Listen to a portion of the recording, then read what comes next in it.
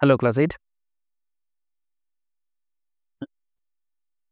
আজকে তোমাদের ত্রৈদশিক যে 10 নম্বর চ্যাপ্টার আছে তার যে সেকেন্ড পার্ট, সেই সেকেন্ড পার্টের 8 নম্বর অঙ্কটি করাবো। 8 নম্বর অঙ্কটা কি বলেছে? বলেছে যে একটা জাহাজ থেকে মালপত্র নামাতে হবে। একটা সংস্থা সেই কাজ পেয়েছে। 10 দিনের মধ্যে সেই সংস্থাটাকে এই জাহাজ থেকে সমস্ত মালপত্রগুলোকে নামাতে হবে। এবং সেই মালপত্রগুলো নামানোর জন্য সেই সংস্থাটা 280 জন শ্রমিক নিযুক্ত করেছে। হাতে মাত্র 10 দিন 280 জন শ্রমিক কাজ কমপ্লিট করতে হবে। তো 3 দিন যখন কাজ হয়ে গেল, তখন সংস্থাটা বুঝতে পারল যে 280 জন যে লোক কাজ করছে তারা মাত্র 4 ভাগের 1 ভাগ কাজ কমপ্লিট করেছে 3 দিন বসে। তো যদি ওই একই লোক রাখে তাহলে হয়তো পুরো কাজটা কমপ্লিট করতে পারবে না 10 দিনের মধ্যে। তাই তারা সমস্ত ক্যালকুলেশন করলো কিভাবে কি করলে ওই 10 দিনের মধ্যেই কাজটা কমপ্লিট করা যায়। তাহলে আরো কোনো লোক লাগাতে হবে কি না, সেটাই আমাকে বার করতে বলেছে। যে কত লোক লাগাতে হতে পারে আরো বেশি। 280 জন আগে থেকে রয়েছে, 3 দিন কাজ হয়ে গেছে, কিছু কাজ হয়েছে 1/4, বাকি কাজটা কমপ্লিট করতে আরো কিছু লোক লাগতে পারে কিনা। ঠিক আছে, তো দেখি আমরা অঙ্ক করি। যাই হোক, আমরা সমস্যা করব। আমাদের সমস্যা করাতে হবে, যেহেতু ইকোনমির মতনই অনেকটা প্রায় হ্যাঁ একই রকম। সমস্যা করলাম সময়, কাজ এবং লোক। সময় হচ্ছে 3 দিন, কাজ করেছে 1/4 অংশ। কত লোক মিলে? 280 জন লোক মিলে। এখন 3 দিন তো হয়ে গেছে, আমার কাছে আর কদিন সময় রয়েছে? আমাদের কাছে 7 দিন সময় রয়েছে। তাহলে 7 দিন রয়েছে। আর যেহেতু 4 ভাগের 1 ভাগ কাজ হয়ে গেছে, তাহলে কিছু কাজ বাকি আছে। তো ধরে নিয়েছিলাম কি মোট কাজ হচ্ছে 1 অংশ। ধরে নিয়েছিলাম কি মোট কাজ, ধরি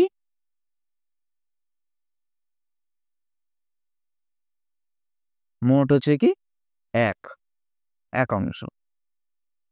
ঠিক আছে, ধরি মোট হচ্ছে 1 অংশ। তাহলে 1 অংশ থেকে যদি 1/4 অংশ কাজ হয়ে যায় তাহলে কত পড়ে থাকে? 3/4 অংশ। তাহলে 7 দিনের মধ্যে 3/4 অংশ কাজ কমপ্লিট করতে কতজন লোক লাগতে পারে? এটা হচ্ছে আমাদের সমস্যা। 3 দিনে কাজ হয়েছে 1/4 অংশ, করেছে 280 জন।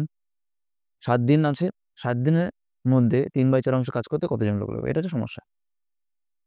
তো যেহেতু 3টে বিষয়, সময়ে যদি আমি স্থির রাখি, যদি কাজটা যেহেতু বাড়ছে, তো কাজ বাড়লে নিশ্চয়ই বেশি লোক সংখ্যা লাগবে নিশ্চয়ই। বেশি কাজ করবে নিশ্চয়ই, কম লোকে হবে না। তাহলে কাজ বাড়ছে, লোকজনও বাড়ছে, লোকের সংখ্যা বাড়ছে। তাহলে এটা সরল সম্পর্ক, কাজের সাথে লোকের সরল সম্পর্ক।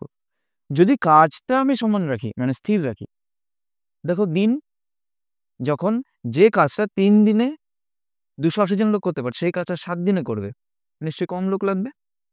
যে কাজটা 3 দিনে 280 জন করছে 3 দিনের মধ্যে, তো সেই কাজটাই আমি 7 দিন বসে করব, তাহলে নিশ্চয়ই অতগুলো লোক লাগবে না, কম লাগবে। তাহলে কি এখানে দিন সংখ্যা বেড়ে গেল, 3 থেকে 7 হয়ে গেছে, তাহলে কি লোক নিশ্চয়ই কম লাগবে। তাহলে এই যে দিনের সঙ্গে এখানে লোকের ব্যস্ত সম্পর্ক, কাজ স্থির রেখে।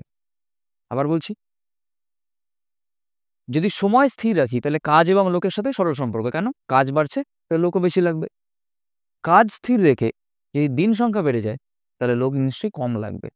ঠিক আছে, তাহলে এটা ব্যস্ত সম্পর্ক। সেই অনুযায়ী আমি যদি করি, সমাধান করার চেষ্টা করি, তাহলে লোক কতজন প্রয়োজন কিভাবে বার করবো?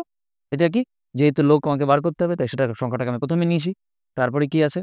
দিনের সঙ্গে। এবার দিনটা কি, যেহেতু ব্যস্ত সম্পর্কে রয়েছে, তাই ব্যস্ত সম্পর্ক থাকলে যেরকম আছে পরপর করে বাই করে বসে যাবে। ঠিক আছে, আর যেহেতু কাজ কোনো কাজে সরল সম্পর্ক রয়েছে কাজের সাথে লোকের, তাই কাজ কি করবে?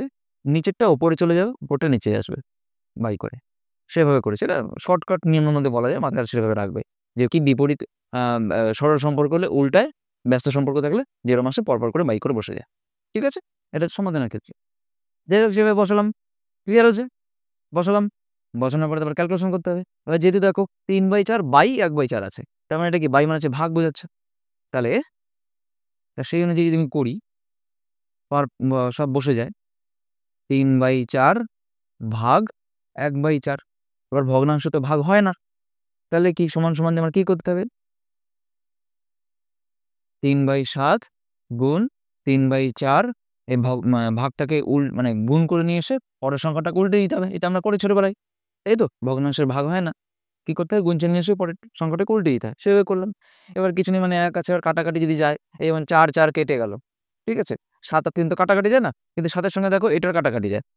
কত হবে? ৪, ৭, ২৮ মানে ৪০ হবে দেখো। ৪০।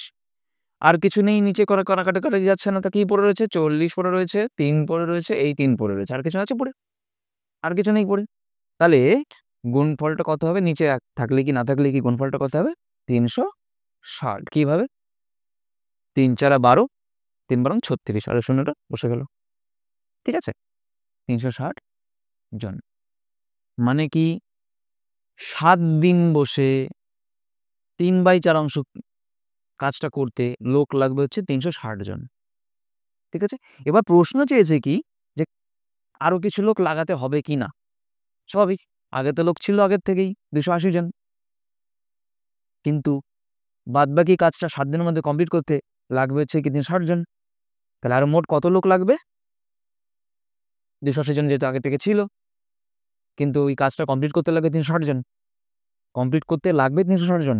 তাহলে কত লোক লাগবে? তাহলে লোক লাগবে আরো